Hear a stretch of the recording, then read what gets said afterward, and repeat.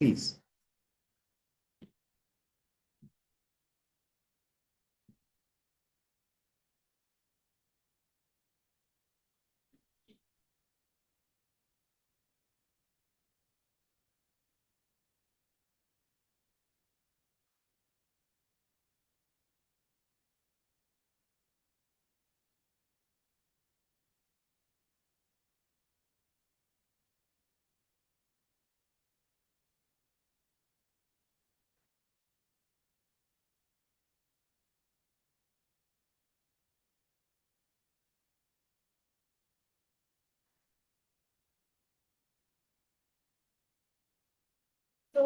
Good morning, everyone, again, online and offline. I welcome you all to the first lecture session of 2024 from SANEM SDG Center. SANEM has launched the SANEM SDG Center on October 2018. SANEM SDG Center acts as a platform for exchanging ideas, initiating research studies, and conducting capacity building workshops on a regular basis. The topic of today's session is assessing the labor market from SDG perspective. Let me introduce our honorable speaker today, Dr. Ayanatul Islam, Professor, Griffith Asia Institute, Griffith University, Australia, and former branch chief, ILO, Geneva. Now I am handing over this session to Dr. Ayanatul Islam, sir. Sir, you may start. Thank you very much, Chair, for this generous introduction. I hope everybody can hear me clearly. I welcome, of course, all distinguished members of the audience here in the seminar room at SANEM premises and others who are listening in via the Zoom facility. I was asked by Tisha Mishra to make a presentation on the SDGs from the perspective of the labor market. So talking about the labor market, I will make some brief remarks about why it's important to focus on the labor market in a way that's different from the standard textbook introduction to labor economics. So anyone who has done economics, even at first year level, picks up a book, sees a labor supply curve, labor demand curve, and the two variables that matter in that particular depiction are wages and employment. There's no other discussion, but hidden behind that nice picture of demand and supply and wages and employment is a raft of what I call heroic assumptions. And these assumptions are first and foremost that both workers and employers have equal bargaining power. And both those actors take wages as given. Most importantly, the outcome is that workers are paid a fair wage. Fair in the sense that they're paid in line with their productivity or marginal product. And the equilibrium in the long run, as we all know, is that there is full employment with price stability. You can make it more sophisticated by introducing expectations in that framework. But nevertheless, as long as actual expectations are in line with expectations, actual events are in line with the expectations of the key actors, workers and employers, then the full employment equilibrium will persist. In this framework, there's no child labor, there's no forced labor, there's no working poverty, there's no inequality, there's no discrimination. Everybody works in a safe and healthy working environment. You might say, I'm making this up. Well, I'm not making this up because they're not even discussed. So I assume that the construction of the labor market in an Econ 101 textbook, which incidentally plays a key role in standard mathematics. So when all of you do Phillips curve in its long run version, aggregate supply curve in its long run version, you're basically deriving those constructs from the notion of a fully competitive labor market. So we're going to move away from that. And I always call it, this is an aspirational, this is a normative framework of what ought to be rather than what is. So what I'm going to do is to move away from that to a world of reality. In the real world, there is working poverty, there is child labor, there is forced labor. There are problems with labor rights, as we shall find out, particularly in Bangladesh, regrettably. So we have to take them on board. And the way to take them on board is to derive a series of indicators that allow us to assess the labor market in any country X. Hence, the idea is we will approach the labor market, link it to the SDGs, and provide an overview of the framework, as well as some illustrations from South Asia. So let me first offer some acknowledgements. It's not moving. I'm sorry, is it moving? I have to tap it first. Okay, so let me just say that acknowledge, and I do acknowledge it with a great deal of satisfaction and delight that this is collaborative work done with Mohammed Avi Hussain, who's a senior ILO official based in the Dhaka office and seconded to the Fiji office. We've written a very simple paper for a non-technical audience, which will be released by my host institution, the Griffith Asia Institute, in April, which is coming up of this year. So let us move on. And I believe from the advice I received from the chair that about 40 minutes will be allocated to a formal presentation, and the balance will be in terms of Q&A, both online and here. So let's move on, and we start with first making a distinction in the SDGs, because there are three pillars of the SDGs. There's the goals, the targets, and the indicators. And then we have to highlight the role of what we call custodian agencies. We have to recognize that the UN system as a whole has developed a so-called multi-tier approach to SDG compliant labor market indicators. We link the SDGs to the labor market from the perspective of the ILO, because as we will note later on, the ILO is a custodian agency, one of the custodian agencies pertaining to the labor market.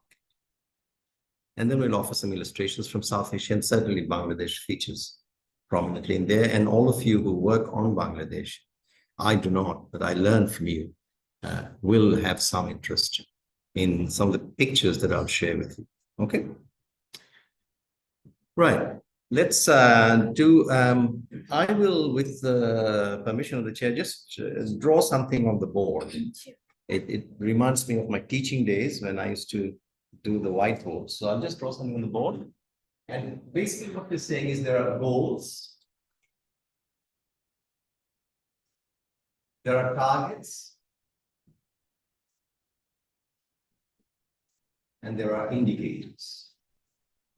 And all of them play a role. Okay? So the goals and the targets and the indicators are all linked.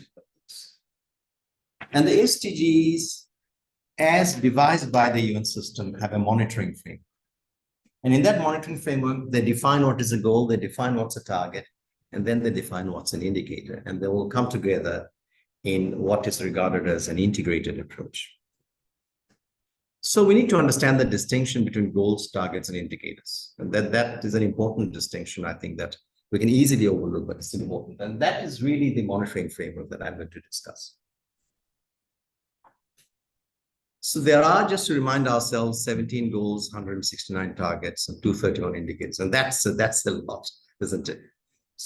And I'm sure all of you know, you're all part of the SDG Center here, what the goals are. But just for the benefit of the audience who are listening in, I cannot assume that everybody is fully au fait with the SDGs. Just to remind ourselves what the indicators are. But before I do that, I just want to make sure we understand what the notion of a goal is. Now, this is straight out of a UN document. The goal is an ambitious, specific, and actionable commitment. So let us say we make a statement. We say, we would like to eradicate extreme poverty across the world. It's ambitious because you're eradicating extreme poverty across the world is ambitious. And it's also specific. It talks about poverty, doesn't talk about climate change. So it's specific. It's actionable in the sense that it's a commitment you make. A commitment is to ending of extreme poverty, or what we call zero poverty in the literature. So it's ambitious, it's specific, and actionable. But it doesn't say over what period, what is the measure that you're using, and so on and so forth. So it remains deliberately generic, deliberately vague. Okay. Hence the target. Target is also specific, but it is measurable, whose attainment will contribute in major way to achieving one or more goals. So if we say we would like to eradicate extreme poverty by 2030, then that becomes a time-bound statement. And 2030, using, let us say, 2000 as the initial year, 2030 is the terminal year, then you have a time-bound statement, which converts a goal into a target. So that's a target. But then we haven't defined extreme poverty. How do we define poverty? That's when indicators come in. So what do we do with it? We need to generate those, a metric or a measure. Excuse me. This is, I'm fasting, so it's going to be a bit challenging, but anyway, I'm sure all of you are fasting, or some of you or most of you. And so what we'll do is we will have to devise an indicator that everybody agrees on. Now you might say, oh, what does everybody mean? What does everybody agrees on mean? Well, there's a committee, a panel of experts. They agree on the indicators, and it took them years and years and years to agree on the indicators. In the case of poverty, as an example, they've agreed on an international poverty line. The international poverty line used to be US $1.90 per day. Now it has been modified to $2.15 per day. So that's the poverty line. And anybody who is below the poverty line is experiencing extreme poverty. And so the idea is to look at where the global community is in terms of extreme poverty today, and to reduce it as close as possible to zero. Not necessarily zero, but as close as possible to zero. I cannot recall exactly what the statistically negligible margin is. I think it's around 3% or less. So if you've reached a poverty, extreme poverty incidence of 3% or less, more or less it is considered as if you've reached zero poverty, because it is seen to be statistically negligible. So if Bangladesh reaches 3% extreme poverty based on IPL, then it would have achieved one of the goals, the SDGs, using this indicator for a target that's supposed to conclude by 2030. So that's what we mean by goals, targets, and indicators. You set a goal, devise a time-bound statement, and then use an indicator to monitor what's happening over time. And that's where the 17 goals, 69 targets, 231 indicators come in. Just to remind us, all of you know this, but I'm simply still going to point out. See, this is the no poverty or the zero poverty, which is IP based on IPL. Zero hunger, no hunger. Once again, there must be an indicator. It could be an incidence of malnourishment based on caloric intake. And then as long as that incidence falls to zero or close to zero, then you have achieved that. Good health, once again, there are indicators for good health. Quality education, gender equality, clean water and sanitation, affordable and clean energy, decent work and economic growth, industry, innovation and infrastructure, reduced inequality, sustainable cities and communities, responsible consumption, climate action, life below water, life on land, peace and justice, partnership for the goals. So that's a standard way of stating. So these are all ambitious statements. Actionable, specific, but ambitious. So those are the goals. So what do we do next? What do we do next is to find out, well, because the indicators are needed, and let's say this panel that I've talked about, this high-level expert panel, have agreed on the indicators. It took them some years to do it. I think around 2016 or 2017, they came to an agreement. The SDGs, as you remember, were formulated in 2015. So it took them about two years to come to a set of agreed indicators. Those are 169 indicators. No, not 169, 231 indicators. But who will be responsible? If you say UN is an amorphous body, but there are many specialized agencies, as you know, within the UN. So they have to be responsible in some way, but there has to be an agreement who does what. And those who are entrusted with this task of ensuring data collection to support the monitoring of the indicators across the world, and then reporting on them regularly, at least annually, then it follows that they are a custodian agency. But there's not only one custodian agency, you can also have custodian agencies. Let's say child labor as an example. Child labor as an example actually straddles the mandate of at least two agencies. ILO, because it focuses on labor, and UNICEF, which so then they become joint custodian agencies who will monitor those indicators. So that's the role of a custodian agency, and it's absolutely important because without their guidance, their inputs, their collective efforts, we cannot really monitor the indicators. Okay.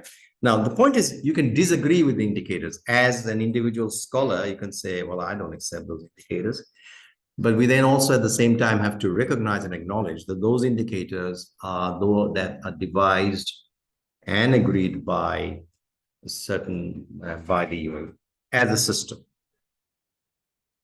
So the global SDGs is anchored in custodianship arrangements. And they mandated the numerous international organizations. And there's a huge list of international organizations responsible. Some of them you've never heard of, but they're responsible for monitoring them. Let's say there is one agency that focuses on water quality. That's a custodian agency, collecting data and reporting on it. And so they coordinate data collection and the report for the 2031 indicators of the 17 goals. Now, of course, that's with criticism. I've given you a hyperlink. So when you get access to an electronic copy, click on it, which you do have, and you should be able to go to that article of 2022, where they argue that if you have so many custodian agencies layered with joint responsibilities, does it not pose risks of fragmentation and challenges of coordination? So what do we do? It's a fair point. Something for all of you who work in the SDG Center to think about. You might wish to write a briefing note on the role of custodian agencies. That's something that might be an important to do. And then we still have to acknowledge that one cannot assess the SDGs without reference to the work of the custodian agencies. So this morning, we are going to discuss one custodian agency, which happens to be the ILO, of which I was a card-carrying member once, no longer am so, but I'm still connected with them in many different ways. So as a custodian agency, the ILO, and this is straight out of the ILO reports to the UN data for 14 SDG indicators grouped under 5 of the 17 goals. And the ILO's role in strengthening a country's capacity for producing high-quality labor statistics is crucial. That's what the ILO proclaims. Now you'll see there's a hyperlink, ILO stat. I understand all of you would have at some point used ILO stat, but it's the go-to, online data source. If you are going to work on more than one country. It's all, you're all experts on Bangladesh, but if you want to find out more about Nepal, it's going to be very difficult for you to go. I mean, it can be done. It's laborious to go to the labor force service of Nepal and dig the data out and assess it. So it's a shortcut way, and it's one way. But as one of your colleagues, Ikram, has pointed out, there are problems with the way that the ILO stats data is reported, which we can go back and discuss them. It's very important in the Q&A session. Right. It would be useful to start by saying, well, why is the ILO involved? In what ways the ILO approach to the labor market so distinctive that it is given this role of a custodian agency? Because it starts with fundamental principles and rights at work. These are then converted into 11 fundamental instruments. Now, the rights at work, and I have had discussions with many colleagues who don't work in the ILO, and they say, oh, all of you are just nothing but well-intentioned NGOs moralizing about work and workers and so on and so forth. I said, well, I'll read out the areas on which the ILO says we should all have an agreement on. And the areas of freedom of association. We should be able to freely form an association of workers, call it unions, call it whatever. I'm just wondering, this room is getting stuffy. Do you think the air conditioning can be turned on, please? Yeah, sure. Thank you. So one is freedom of the main areas. I'm going to highlight the areas: freedom of association and the right to collective bargaining. We want to engage in collective bargaining again with employers. No forced labor. We don't want forced labor. We don't want child labor. Kids should be in school, not at work. No discrimination, whether you're black, white, yellow, brown, man or a woman, part of the LGBT+ community, no discrimination. And the right to work in a safe and healthy working environment. This is safe and healthy. The air conditioning is on, you're all going to feel comfortable. But there are places I'm sure you see every day where you wonder, gosh, how do they work in such an unsafe place? And we know Bangladesh, unfortunately, has tragedies. Even fairly recently, the terrible tragedy of a fire that killed scores of people. So the first thing is to say we must uphold fundamental principles and rights of work. Full and productive employment, universal social protection, dialogue among employers, workers, and government to resolve problems and challenges at the firm level, problems and challenges at the national level, and at the global level. And we will use the SDGs in order to reflect those ideas. And how do we do it? Well, this is the way it does. It says, okay, we're going to pick goal 1, no poverty. Pick goal 5, gender equality. Pick goal 8, decent work and economic growth. Pick goal 9, industry innovation infrastructure. Pick goal 10, reduced inequalities. So there are those 5 goals. And then we'll generate indicators in order to track those goals and see where the different labor markets in different countries are. So I'm going to offer some simple illustrations of that. Before we do that, it's important to realize something quite important, as I said, important to realize, and that is that there are the UN system has devised 3 tiers of indicators. Tier 1, 2, 3. Tier 1, it says, whatever the indicator, it has to be conceptually clear. There has to be an internationally established methodology. And data are regularly produced by countries for at least 50% of the ILO membership. And that's a very, very sort of, shall we say, unambitious, modest coverage, but at least 50% should be able to report data regularly. And we'll see that they don't. And we'll see one. I've deliberately left one country to show you where they don't. So tier 1 is regular data for at least 50% of the countries based on an internationally agreed methodology. Tier 2 is the indicators are agreed on, but the data are not regularly produced by countries. That's a problem. And tier 3 is no agreement on methodology, and it may well be that the methodology has been developed or tested. I will provide illustrations of tier 1 and tier 2, and then I'll provide an illustration of one tier 3 indicator. So all the ones that I'll cover are tier 1, tier 2, with one tier 3 indicator, which I will point out. And so that's what follows is just a series of illustrations of different countries in South Asia, of which, of course, in which Bangladesh gets a prominent role. Just to remind ourselves what the indicators are. So sorry, I better go back so that one by one we do that. One is working poverty. So in other words, I know you're working, but are you earning enough in order to cross the international poverty line? Are you above the international poverty line, even if you're working, or are you below it? If you're below it, then you are part of the working pool. Social protection, things like, are there unemployment benefits? Are there maternity benefits? Are there child benefits, health benefits, pension benefits? There's a whole list of benefits that come under social protection. So data on that.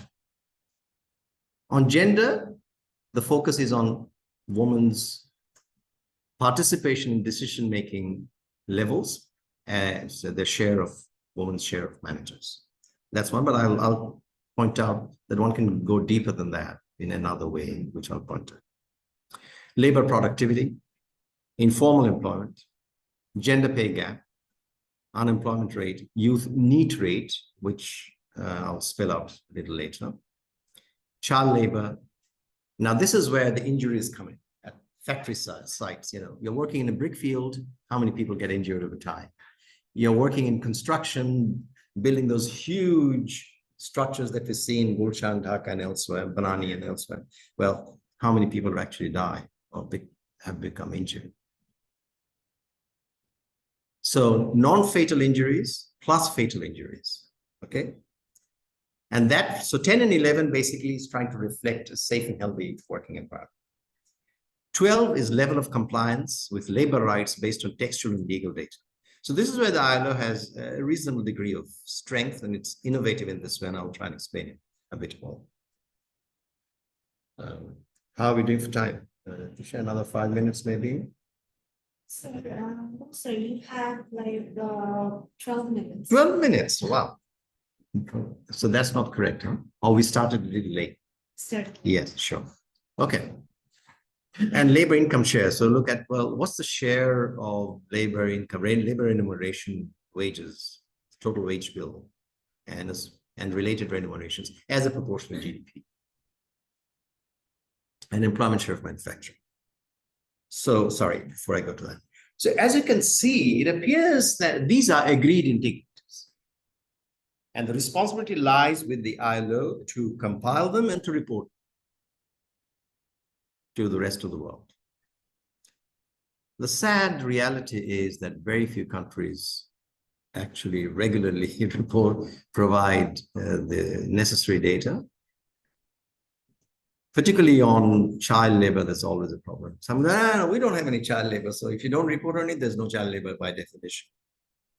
And then workplace incidents. There are many countries that are not very keen to report on that. Level of compliance is a tier 3 indicator. All the others are tier 2. Level of compliance is a tier 3 indicator. That is indicator 12 is a tier 3 indicator. So what the ILO does is says, okay, I'm going to pick up the national legislation of the country. And I'm going to see how it is aligned with global standards that we've agreed to. For example, if the national legislation says we allow unions in workplaces except in EPZs or export processing zones, then that's a violation of the globally agreed framework on labor rights and therefore not compliant. So these are some of the ways in which the ILO generates data. It generates data on all kinds of interesting things, which I'll talk about a bit more, particularly on the way they use textual and legal data to generate indices. So they create numerical scales, typically from 0 to 1. 0 being the best, 1 being the worst, as we shall discover. The another thing I want to point out to you before we move further is that because data is missing, let's say there's no data, then what do we do? So what the ILO has done is that it uses the term modeled estimates. What it does is that it says, okay, data from Bangladesh is missing. So I'm going to look at its neighbors, find out what is the value of the reported figures for the neighbors, and then assign a value based on that. So in many cases, you will find so-called modeled estimates that are not actual data, but assigned values based on the expert judgment of the ILO statisticians. That's very important to remember, because you can end up with numbers that are rather different. And it also uses modeled estimates when, for example, some countries are rather late in reporting because they have to report regularly. So if BBS takes a long time reporting its LFS data to the ILO, and the ILO cannot say, give me the LFS data. It sends a request, the government has to accept, and then convey the necessary microdata and also process data. That's why sometimes you'll find that the numbers reported in ILO stat are not necessarily the latest numbers, nor are they necessarily in line with what the national authorities are reporting. Now, it may well be, and that's not just the ILO, IMF, World Bank, all of them. It may well be that when the data hits the key statistical unit within any organization, in this case, the ILO, they can do some cross-checks for consistency and robustness and change the numbers. And that's why you can see discrepancies. It's important to remember that. So I'm going to show you a series of pictures. I've picked up a few of those, not all of those, because all of those are not available for all the countries. So I've picked up a few. First is very important, informal employment. I've deliberately left Bhutan there to show you what happens. Bhutan does not report on informal. So, a lovely country, Bhutan, but no informal employment. Nothing's wrong. Bangladesh is. Who is this gentleman? Bangladesh used to have a very high rate of informal employment.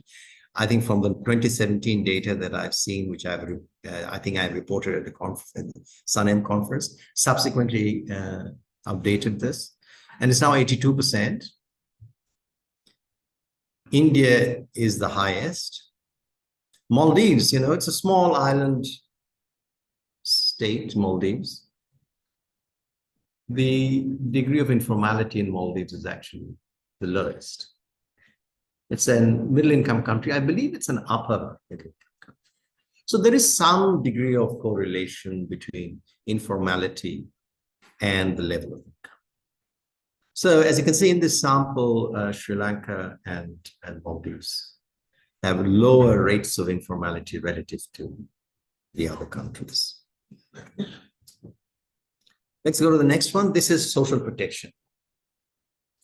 What proportion of the population have at least one social benefit? It could be maternity benefit, it could be pension benefit, it could be unemployment benefit, at least one. And there the numbers are universally low. Bangladesh around 22%, more or less in line with its peers.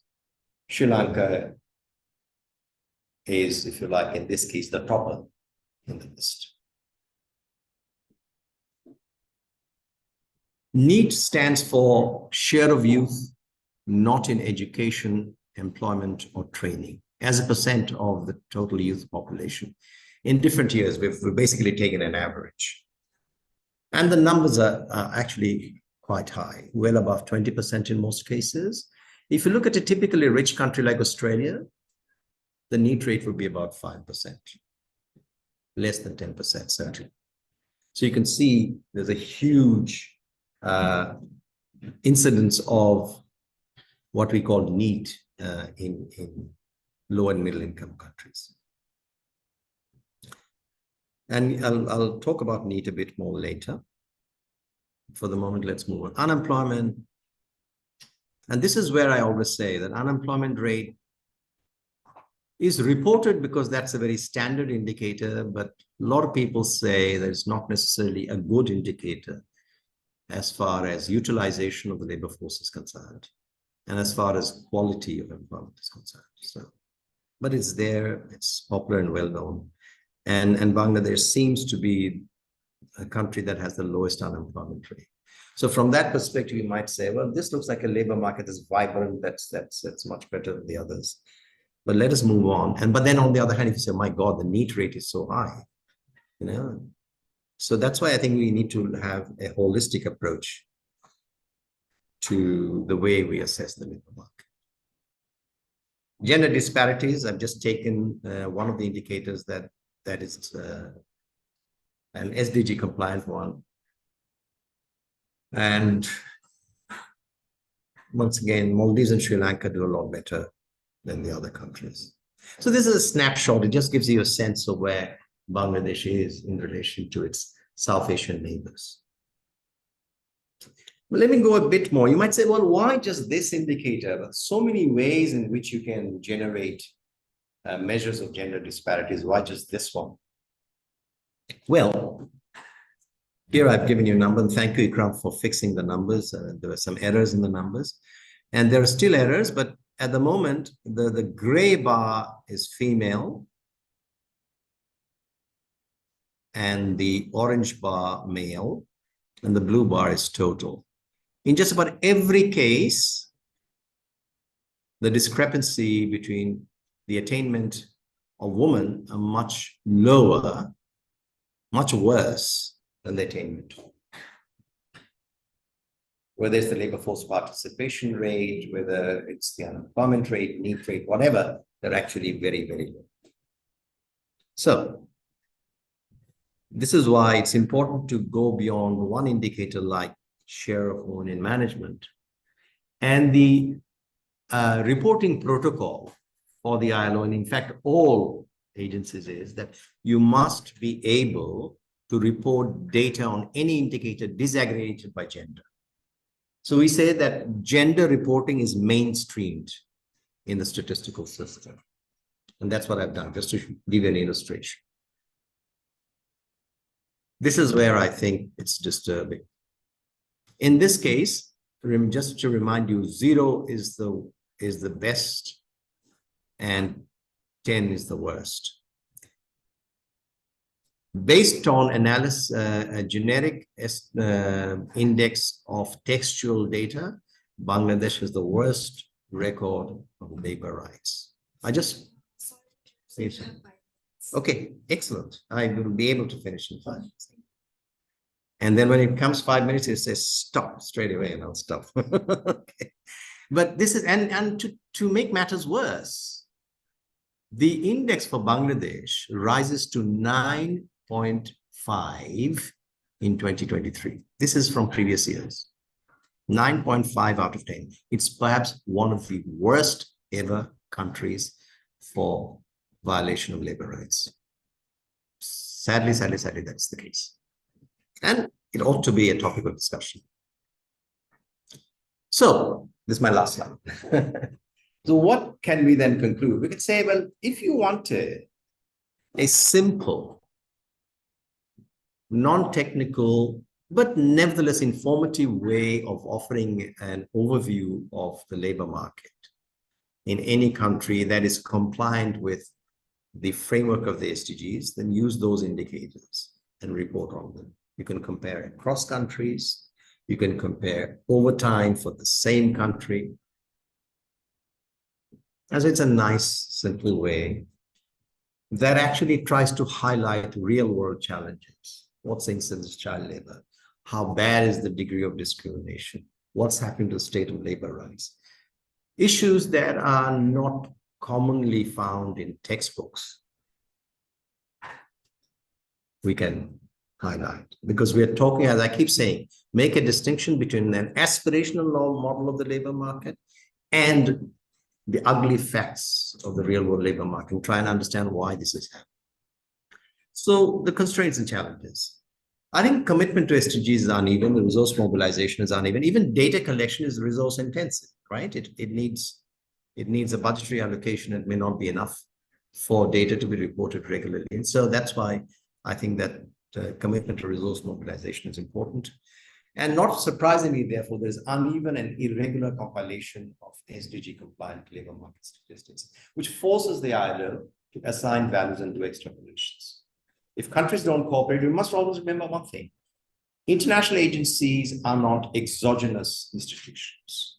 International agencies are merely a collection of member states. If member states do not cooperate, international agencies cannot work effectively. Whether it's the IMF, whether it's the World Bank, whether it's the ILO, it doesn't really matter. As you know from the UN Security Council, that there are few member states far more powerful than other member states, and they can block changes. So that's the most important thing. Regrettably, data pertaining to compliance with labor rights and working conditions are particularly weak, because countries just don't want to reveal the dark underbelly, as I say, of market economies. And there's certainly inadequate protection of vulnerabilities. So I will conclude on that note. We can talk more about data and how to access ILO stat and so on and so forth. And I go back to the chair. Thank you very much for your attention. Okay. Thank you, Dr. Krishnan sir, for your amazing presentation and lecture. So now I would like to invite the audience offline and online to put your comments either in the chat box or you can read it out. So we have actually 15 minutes for this question answer session.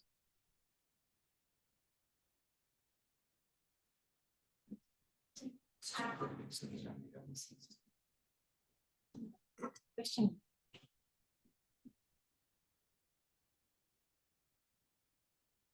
Yes. Okay. How do I start? So basically, I'm speaking a bit louder so that the audience online can hear. So basically, sir, it's always fascinating to hear from you and very enriching lectures. So basically, sir, I wanted to know your opinion on the topic that we know that ILO basically provide technical assistance to the countries and Yes. also engages in efforts, but there is a criticism that it lacks actually a proper enforcement mechanism when it comes to labor right compliance related issues. Absolutely. So basically, I wanted to know that you say that ILO should work as a custodian agency.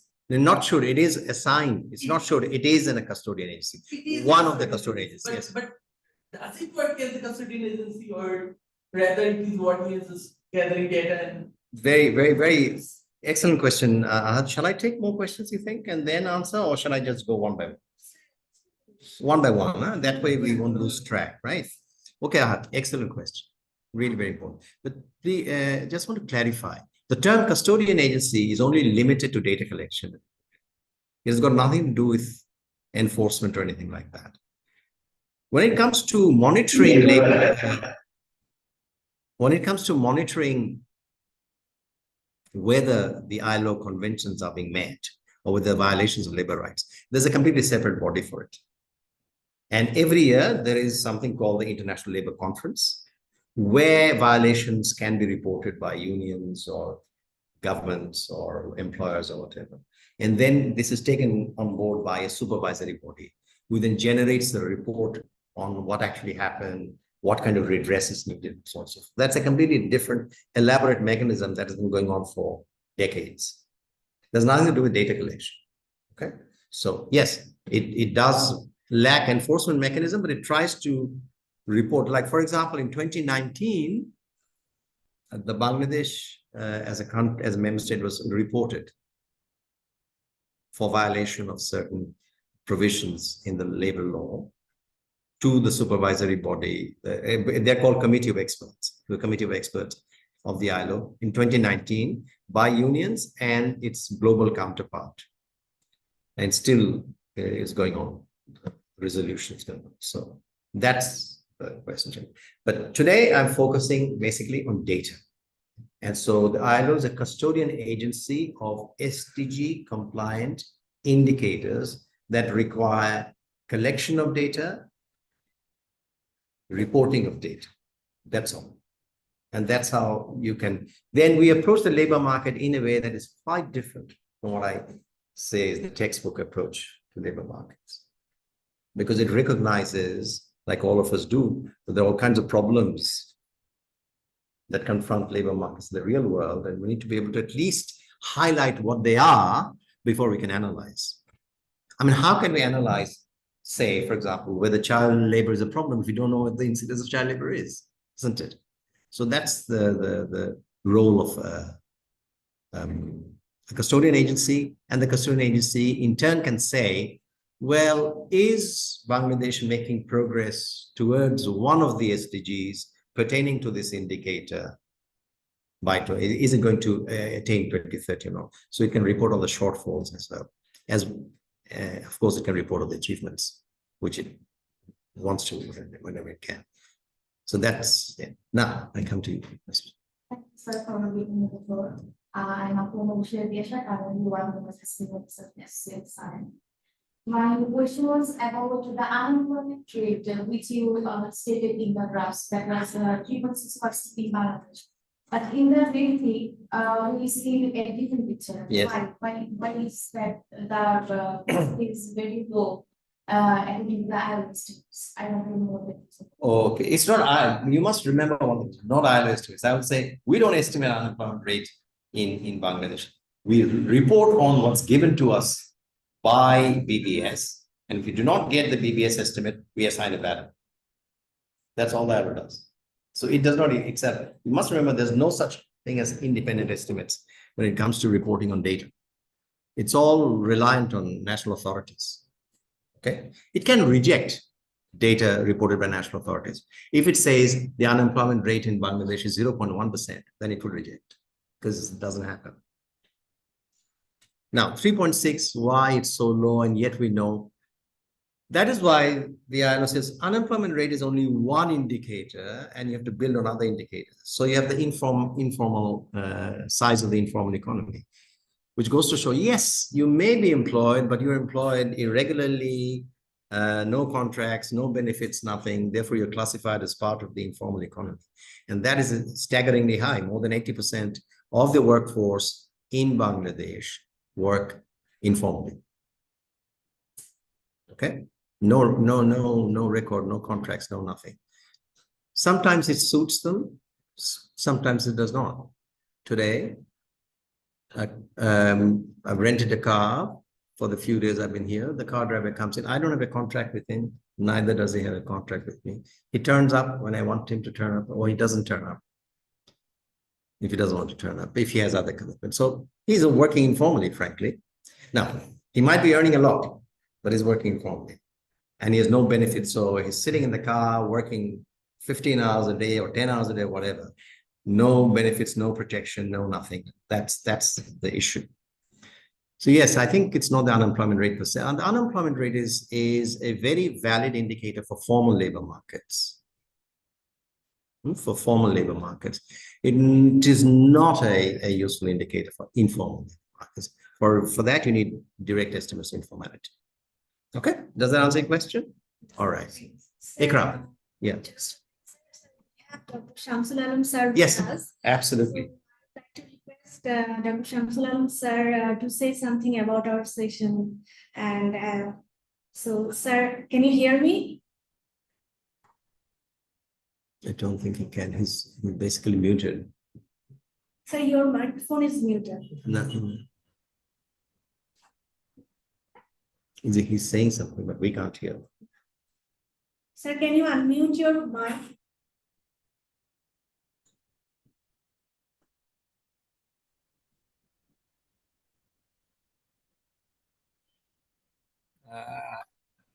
Excuse me, have you asked me to say something or?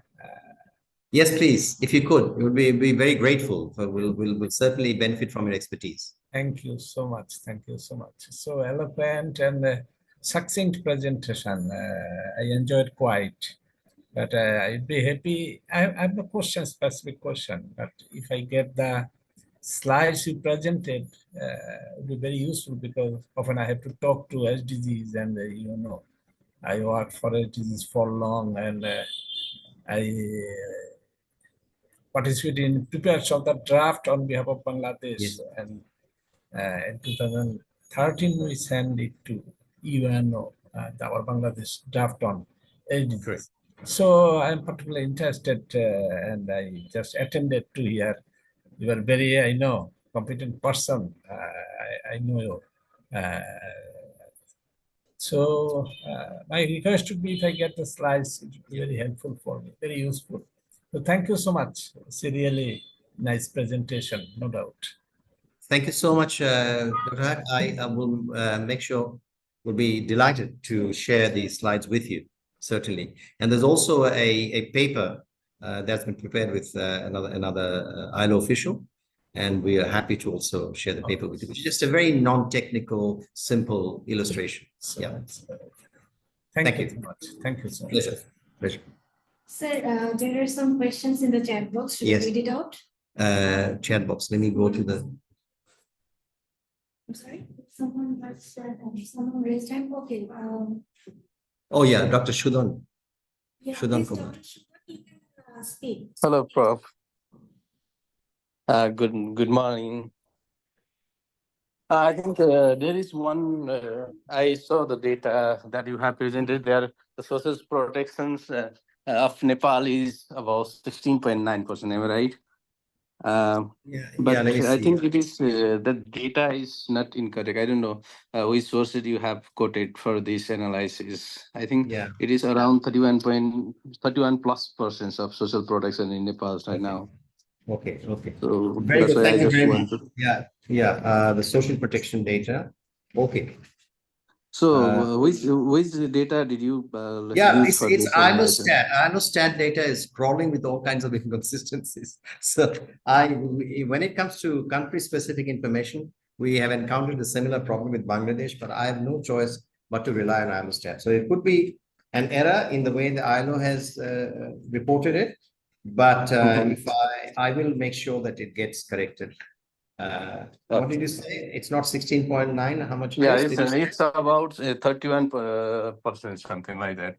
Yes, but what is the definition? What is it? Just one social At benefit? at least one social benefit. Okay, 31.0. Okay, fine. I will Yeah, correct it. Thank you. because in No, it's fine. Nepal, yeah, please correct it. Absolutely, we'll correct. We'll Okay. correct it before it's And circulated again. one more concerns on this paper. I went through thoroughly your presentations, and I found that the gender what to say disparity, and I have a one query in my mind. So in a like those economy which are more fragile and not the major part of the economy is a gray economy, and which is we can say like informal dominated economic activities may not have the appropriate like informations in this like gender participation or gender contribution in the economic activity as well, because in rural area where the majority of females work in the in-house and they don't engage in the formal education formal like employment system. So how to like figure out the actually this is the accurate analysis or not? So this Yeah, okay. Thank you. I think these are excellent observations. We'll certainly make a note of that and when we go back and clean up the paper. Thank you. Okay, thank you, Prof. It was wonderful presentation. I learned many things. Thank you. That's all right. My pleasure. My pleasure. All right. Sir, should I start reading out the question in the chat box? Please. Okay, so the first question is from Mr. Fahim Abrar. He said that data collection done through government agencies can provide false data, as industries might give false data in fear of repercussions. So how can we be sure if the data presented is true? Is there any other way to fact check per se? An excellent question. Data can always be contentious. I'll give you one, before I answer this, I'll give you one example. When I was an ILO official, I went to Liberia. I don't know whether you've heard of Liberia as a country. Yeah, and I went to its capital, Monrovia. The ILO used technical assistance in order to do a survey to find out the unemployment rate. And we worked out the unemployment rate in Liberia was 10%. But the government was not prepared to release the numbers. Then we asked why. We asked the minister, we had an interview with the minister. The minister said, I have been reporting to the media that our unemployment rate is 80%. If you now say that it is 10%, people will really say we're just liars. And so that's a problem. And we're not going to report it. So you have this perennial problem where data becomes contentious, controversial.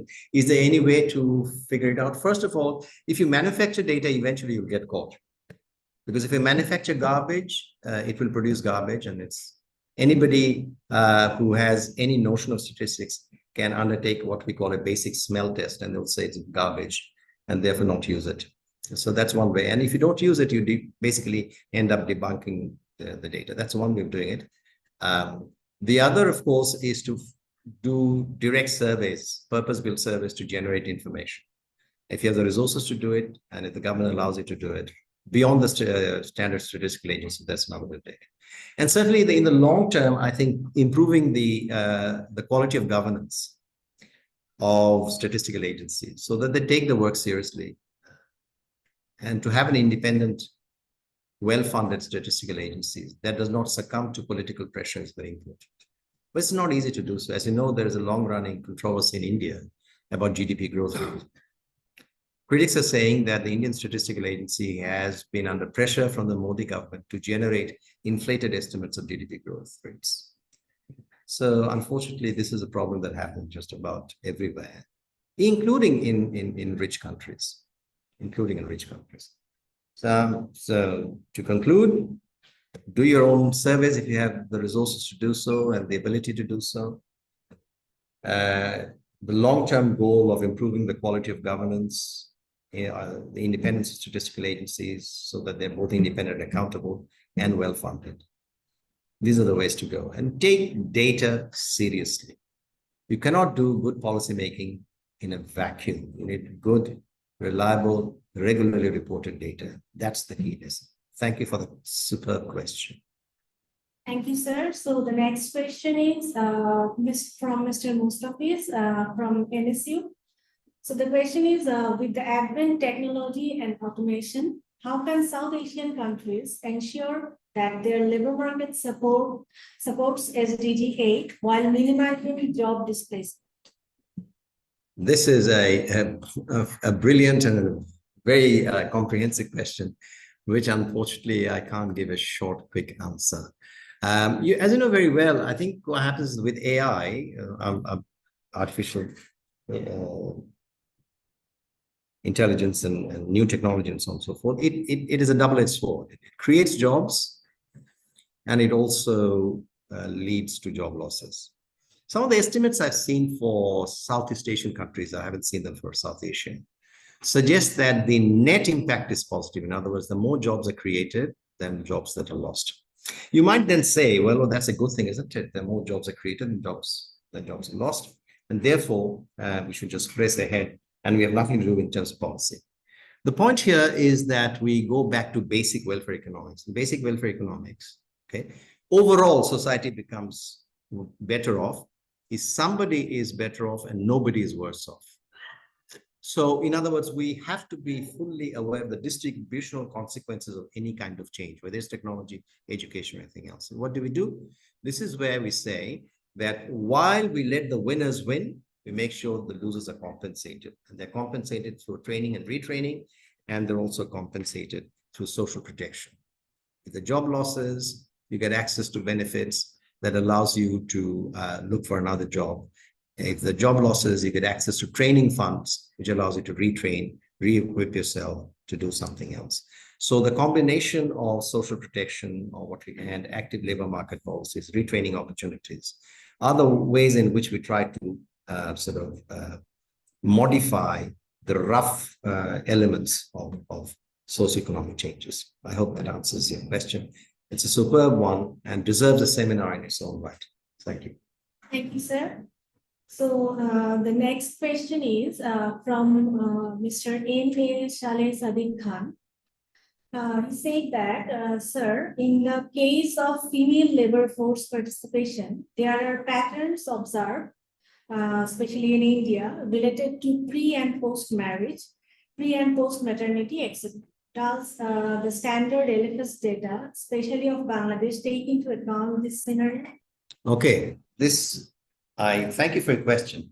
The experts are in this room. So I don't do LFS and I don't work on a specific country. I just wanted to focus on comparative exercise using international data sources like labor stats. So Ikram or your colleague, anybody here? Yeah, on LFS, are you able to say something in response to this question? Do they handle pre and post maternity? No, the short answer is no. Okay, that's all we can say. Okay, thank you. Should they do that? Should they make adjustments? Yes, they should, but they don't. Sir, another question from Mr. Mustafiz. Yeah. So saying that given the importance of SDG 4, that is quality of education, Yeah. what role of education and skill development play prepared for sustainable development? Brilliant question. I will invite you back to Australia, where I have a training program dedicated entirely to this exercise, where I spend a fair bit of time with various colleagues from ASEAN who come over. We discuss about skills. My view of skills is as follows. Technical skills are fairly easy to do. I mean, you can have doctors, engineers, statisticians, so on and so forth. But over and over, what we get to see from surveys of employers is that it's the soft skills, the skills like communication, social skills, adaptability, flexibility. Those are the most important ones on top of your technical skills. Now, unfortunately, if the workforce does not develop those, what we call soft transferable skills, that's where the problems start. So having just technical skills, as I said, we have a standard curriculum, teach students, go out, become doctors, engineers, so on and so forth. But if you do not have those relevant transferable skills, then that becomes a challenge, particularly at an age when new technology is bringing about all kinds of transformation. And we often forget that you need also beyond those skills of flexibility, adaptability, teamwork, communication, something else. And that the skills of what I call compassion and empathy are very, very important. You might say, oh, really? And why is that important? I'll give you an example from Australia. I'm not going to talk about Bangladesh. I mean, I am of Bangladeshi heritage. I don't live here. I don't work on the Bangladeshi economy. So unfortunately, I don't have the necessary knowledge to say it. But in Australia, for example, the biggest industry that exists today and will exist in the future is the care industry. Old age care, child care, health care. Now, when you work in the care industry, you're looking after an old person, let's say, who's infirm, bedridden. More than technical skills, you need compassion and empathy and patience and commitment. And these cannot be taught in a classroom, I'm afraid. And that's what Australia is finding. That is finding that, you know, it really struggles to get hold of people who can work in the care industry with those kind of aptitudes. And that's where I think Bangladesh will also face a challenge, because in a world where there is an ample supply of compassion and empathy, you know, then that's a caring world. That's the kind of world that we want to have. Okay, thank you very much for that lovely question. Sir, there is another question from Muhammad Arifur Rahman. Yes. He said that, thank you, sir, for insightful presentation. Sir, I would like to have some ideas how the informal workers will be protected through effective custodian agencies intervention, considering the decent work agent. Yeah, excellent points that you've raised. But I just want to make a clarification, which I've made in response to a question that Ahad raised here. A custodian agency is purely data related. It's got nothing to do with policy, nothing to do with any kind of intervention. That's a completely different ballgame. So I think if you use the term custodian agency, that becomes problematic. You can think of other ways. Of course, the ILO has a mandate to engage in policy advocacy. The ILO can sort of come over like any other international agency on a mission, meet the government and say, we need to be able to increase the degree of social protection in Bangladesh. And that's an advocacy exercise. And then we would like to offer an analysis of the state of social protection in Bangladesh. What are some of the challenges? What are some of the achievements? And what are the policy recommendations? And then have a dialogue with the government. That kind of advocacy work is completely different from the custodian agency role, which is related entirely to data collection and reporting. But you need those indicators to make the argument. So they're complementary. But the term custodian agency is exclusively reserved for data collection and reporting purposes. I hope that clarifies the question. Thank you, sir. So is there any question from the offline audiences? Any more? There's a question there. For 9.5 in balance, Yeah. so it has some connection with compliance issue. In case of virus, Yeah. So the IMG sector has some sort of compliance, maintaining compliance as they have global clients. Correct. But for non-IMG sector, it is not reported. Correct. So does ILO or any other custodian agency have any role here? Yeah. Very important to clarify again that when the ILO talks about compliance, it talks about whether the national legislation is aligned with the international standards, the textual data, not the actual practice. So it's a bit tricky. Yeah. So the way they generate the data on compliance is, because at the end of the day, let us say, the Bangladesh ends up ratifying many of the conventions. But for that ratification to work, it has to translate the international agreement to national legislation. So what the ILO does is tries to work out, is the national legislation in line with what has been agreed internationally? That's all it does, looking at textual data. And then it assigns a numeric value simply to compare across countries. So as I said, 0 is the best, 1 is the worst. Austria, for example, has a score of 0. Austria, which means its national laws are completely in line with international covenants. And Bangladesh 9.5, because I'm sure there must be some provisions in national legislation that are completely at variance with the international agreements that Bangladesh itself has signed and when it goes to the ILO and elsewhere. So that's what compliance is. But the other kind of compliance you're talking about, it's an excellent point that you make, and a very important one, is compliance with respect to labor standards in a factory site in relation to the agreement it has with its big customers abroad, right? So let us say it's making jeans, it has its parent companies elsewhere placing orders, and the parent company says, I want to see that these things are undertaken. That's a completely different exercise. Does that answer your question? But that's also international standard. Yeah. The other sectors, yes. I mean, but the measure of compliance here that I've reported to you, 9.5, has got nothing to do with these kind of agreements. It is entirely based on textual and legal data. Whether the textual and legal data is in line with international standards, that's all. Nothing more, nothing less. Yeah, that's why the term compliance, I don't like it personally, because compliance means something completely different, as you yourself pointed out. Yes, those side agreements that are undertaken by the private sector parties are independent of the compliance estimates that the ILO uses. Any other questions? Yes. Sir, as you have stated towards the position that ILO does not calculate unemployment rate or employment rate.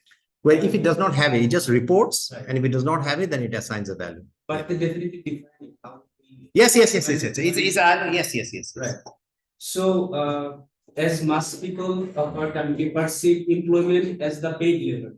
So, do you think including unpaid labor into the definition of employment gives a vague picture towards most people, and also gives an opportunity to government to hide the paid unemployment even if it's too high? What Yeah. do you think? Okay. There is a category called vulnerable employment in the ILO estimates, which takes account of unpaid family workers. Okay, unpaid family workers plus sole proprietors. So that it's covered separately from unemployment data. Unemployment has to be in paid employment. But in case of, I have checked the questionnaire. Yeah, there is unpaid. Yeah, included both unpaid and Yeah. paid and. Yeah, but the aggregate Together? number does not distinguish. Right. What I'm saying that unpaid family workers are reported separately, another indicator. And it's called vulnerable employment. That's all I'm saying. So LFS should explicitly mention it. Yes, this must be very high number, Right, exactly. very high number, which is a characteristic feature of any middle income country. So we have already extended our time. Yes. But we can take one or two questions if anybody wants. Is there any other question? My question is a bit off topic. I want to share the insight. So what I have understood from the discussion that ILO as custodian agency has been exposing the reality based on data and the policy advocacy. But the real change being brought is the institution, is the government. So the question of political economy is very important here. So without being the institutional political quality of the country robust, how can we make the employers in the labor market accountable to the scenarios that they are creating to exploit the laborers out there? This is a question, it's not only offline, it's off topic. It's a brilliant question, seriously. I mean, I think you've asked this kind of question before, if I'm not mistaken.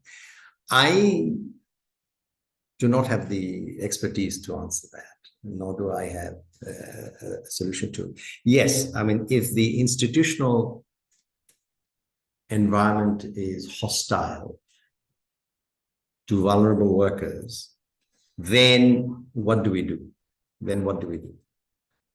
How do we get employers involved?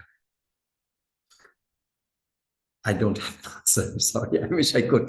I mean, employers, honestly, something, you know, the book is The Bangladesh Paradox Sustainable. That's written by, of course, Professor Selim Rehan. Basically says, yes, you can grow, you can do well, you can reduce poverty, you can have improved social indicators. But at some point, these harsh realities will catch up with you if you do not bring about institutional changes. But how to bring about those institutional changes is a question on which I don't think I have an answer to. But I couldn't agree more. That's a fundamental constraint. Or to use a phrase, that's the elephant in the room that we cannot ignore. Okay? Yeah, I'm so sorry I can't answer your questions. Okay. So this is the last minute of this session. So I am ending the session by thanking you, Dr. Yaratul Islam sir, for your amazing discussion and insightful observations. Thank you. And I thank all the participants for your active participation. We hope that and we plan that the SDG Center will continue this kind of session in future, and we'd like to have you in those sessions. Thank you, sir. Thank you, everyone. Okay, lovely. Thank you very much. Are we switch off credits?